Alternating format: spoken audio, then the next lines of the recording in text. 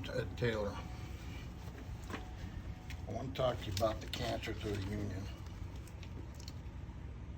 Nepotism, cronyism, the good old boy system, those all play into a factor of not being able to trust your local union, your leadership, in-plant leadership.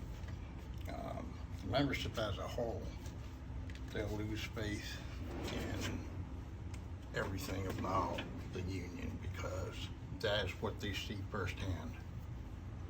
And when you see them cutting deals for their friends and their buddies and bringing a family member on instead of somebody that deserved it, those are things that destroy union from within.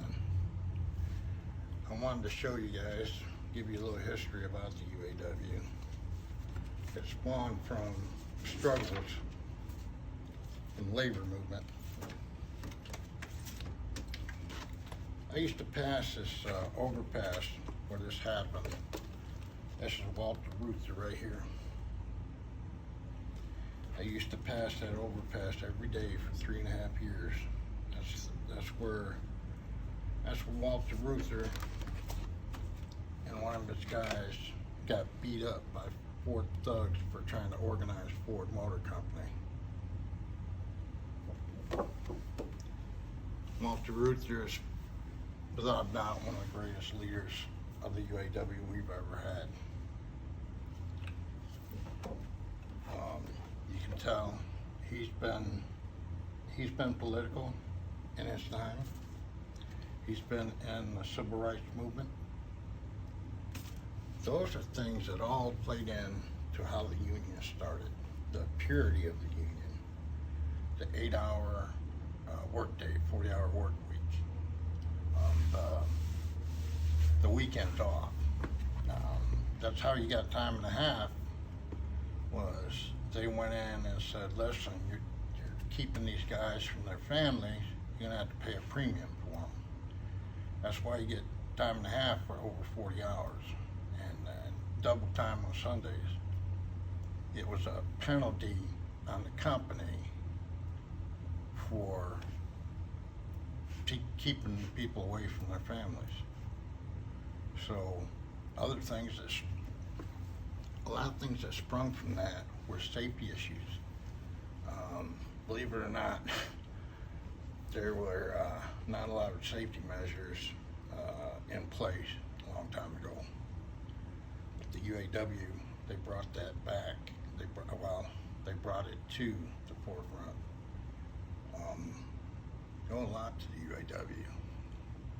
I know you guys don't see it right now, but in its purest sense, to help to bring dignity and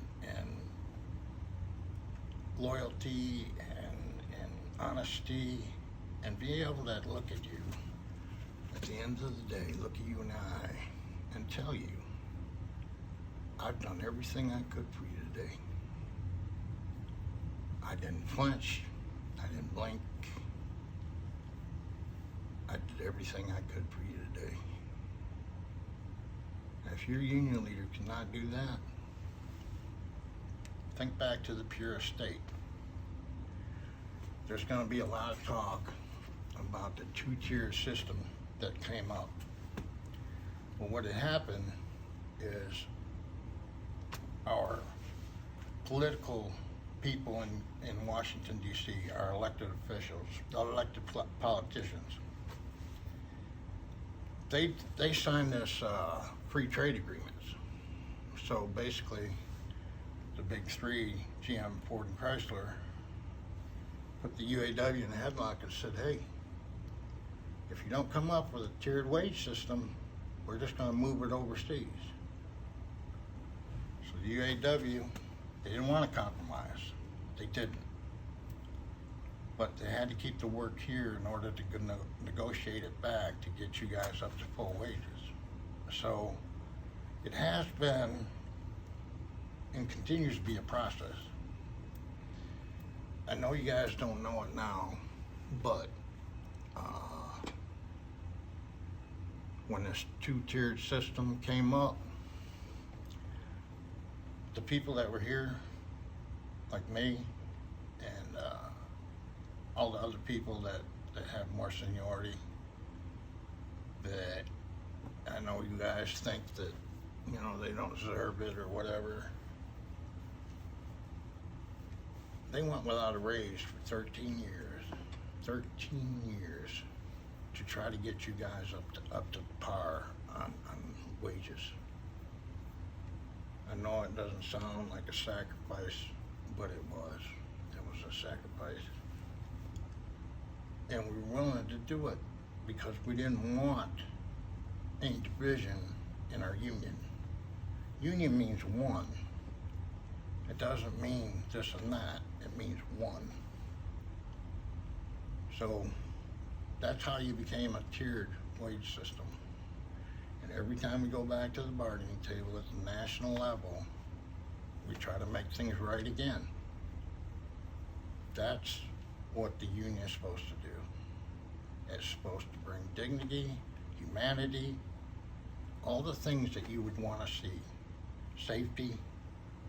That's what the UAW brings to the table. Thank you.